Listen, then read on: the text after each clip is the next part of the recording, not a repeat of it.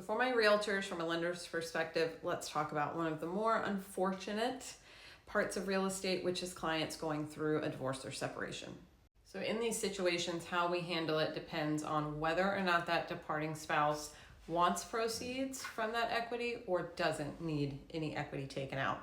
And you may think to yourself, well, if you're going through a separation, why wouldn't that spouse expect their equity portion? Well, depending on the reasoning for the divorce, sometimes things have happened and that exiting spouse knows they're not likely to win much. And so they may just want a clean break and be done with it faster. If they are looking to get their portion of the equity or proceeds out, then we have a couple of options. The first one directly involves you as the realtor, and that would be if they want to sell the house. So obviously, if both parties agree to sell the house, then they are splitting out whatever proceeds are left in whatever way they decide. That's obviously more for the spouse who's like, I don't even want to have this house by myself. It's too large of a house, or it's got too many bad memories. I want a clean slate and a fresh place for myself. So that's the main way that you guys can be involved directly, is with selling. The other option is, and I've had this happen quite a few times over the last couple of months, one spouse is departing, the other one wants to actually keep their house, but needs to be able to pay that other party out a portion, whether half or portion, a tiny amount of it, whatever it may be.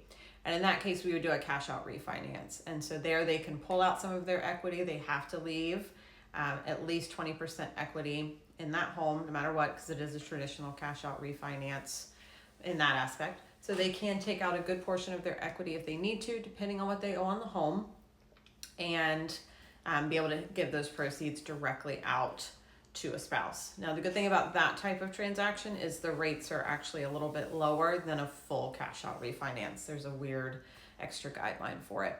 So those are the two main ways to get those proceeds out. They either got to sell, or they need to be able to do some sort of cash out refinance or home equity line of credit. I'll be honest, a home equity line of credit would be a horrible idea because the interest rates are like 9-10%, and no one ever pays off a HELOC, truth be told. So they're going to be paying an insane amount of interest on that person's equity. So traditionally, we're going to do a cash out refinance. However, with the cash out refinance, it will change their interest rate. They'll go into today's interest rates. So for some clients, it's not perfect or magical for them because now they know their payment's going to be higher, but it creates a means to an end for a sticky situation. Now, I've also had this situation that's happening over the last couple of months, which is where the departing spouse does not need any proceeds. They just need to be off the mortgage and the deed. So you've got two options there as well. Depending on your servicer, they may allow you to go ahead and remove that party off of the mortgage automatically. If they can show that you can carry the mortgage on your own, they may be willing to do so. But that is servicer dependent. There's no guarantee in that. That's completely up to the servicer. And you need to be really, really, really careful and ask them if that's what they're doing and letting you assume that mortgage by yourself, or if they are actually refinancing you. I had a client that I'm refinancing right now. She thought the servicer was telling her she could just assume the mortgage. They were talking about different interest rates though. And I'm like, well, you're not assuming your same mortgage without that party. You're actually refinancing through them. They're just not telling you that outright, possibly. I also warn everyone, the servicer may be willing to take someone off the mortgage. That does not mean they are off the deed. You will have to do a separate process called a quitclaim deed to get them off of the deed as well, or they will always still have some ownership to that property.